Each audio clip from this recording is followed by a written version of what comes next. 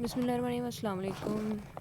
جی۔ آج ہم پڑھیں گے نیکسٹ پارٹ۔ پاکستان میں جو ہے وہ ہم نے لاسٹ ٹائم دیکھا تھا کہ پنجاب میں کتنے پونڈز ہیں، سندھ میں کتنے ہیں، کے پی کے کتنی کنٹریبیوشن ہے۔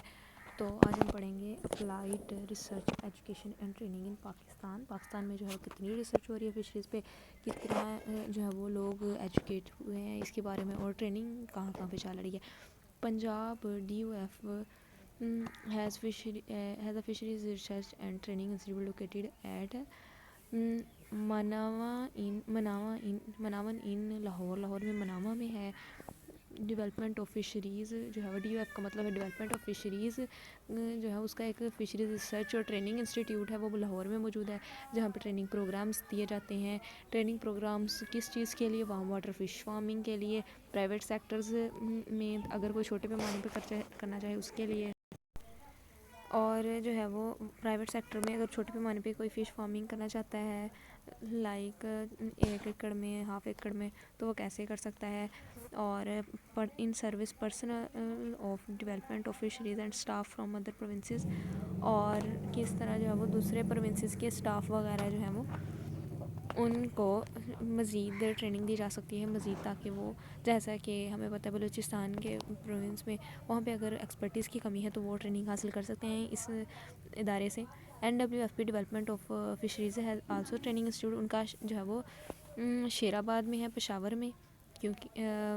وہاں پہ ہے ٹریننگ انسٹیٹیوٹ۔ سندھ میں ڈیولپمنٹ آف فشریز میں جو ہے وہ ٹریننگ انسٹیٹیوٹ ٹھٹھا پہ ہے، اور NWFP کا ڈیولپمنٹ آف فشریز جو ہے وہ ان کا پائلٹ کمرشل ٹراؤٹ فارمنگ اور ٹریننگ سینٹر جو ہے وہ میدیاں سوات میں ہے، یعنی اسپیشلی ٹراؤٹ کے لیے جو ہے وہ یہ ہے سوات میں ٹریننگ سینٹر۔ یہ فیسلٹی جو ہے وہ largest commercial trout production unit کے لیے ہے، کہ بڑے پیمانے پر اگر کوئی ٹراؤٹ کو کلچر کرنا چاہے تو وہ یہاں سے ٹریننگ حاصل کر سکتے ہیں۔ اس کے بعد بات کریں پارک کی، تو یہاں پہ پنجاب ایکواکلچر ریسرچ کونسل جو ہے اس نے ایکواکلچر اور فشریز ریسرچ انسٹیٹیوٹ AFRI وہ اس کو قائم کیا ہے، اور یہاں پہ جو ہے وہ ٹیکنالوجی اورینٹیڈ ریسرچ کروائی جاتی ہے۔ ماڈرن ٹیکنالوجی یوز کرتے ہوئے ہم کیسے ایکواکلچر کو بہتر بنا سکتے ہیں۔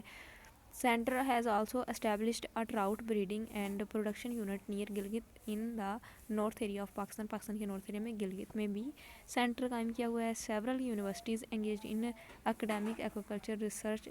Include in Bahauddin Zakariya university Multan, agriculture university Faisalabad, Sindh university of Jamshoro اور کراچی یونیورسٹی میں بھی ایکواکلچر پہ پریکٹسز کروائی جا رہی ہیں، اسٹوڈنٹس کو جو ہے وہ ٹریننگ دی جا رہی ہے، اویئرنیس دی جا رہی ہے، جہاں پہ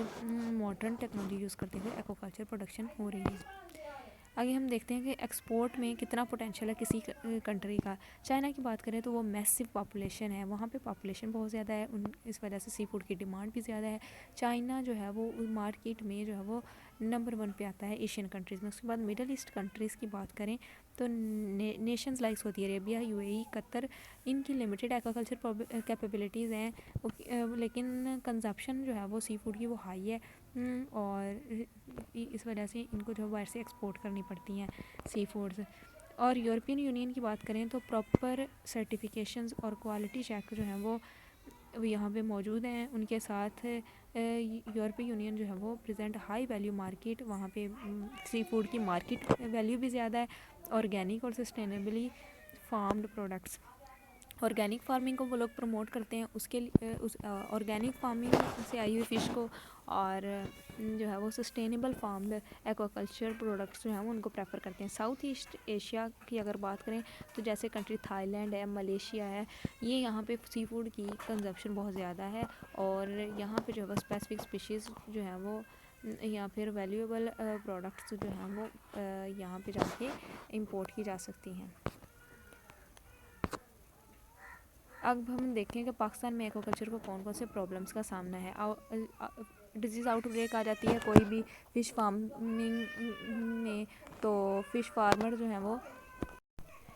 کوئی ڈیزیز آؤٹ بریک آ جاتی ہے تو بہت زیادہ اکنامک لاس ہو جاتا ہے۔ تو پاکستان تو پہلے ہی ایک جو ہے وہ انڈر ڈیولپ کنٹری ہے، تو یہاں پہ جو ہے وہ پھر فارمرز بیچارے دوبارہ ان کے لیے اسٹارٹ کرنا بہت مشکل ہوتا ہے، اور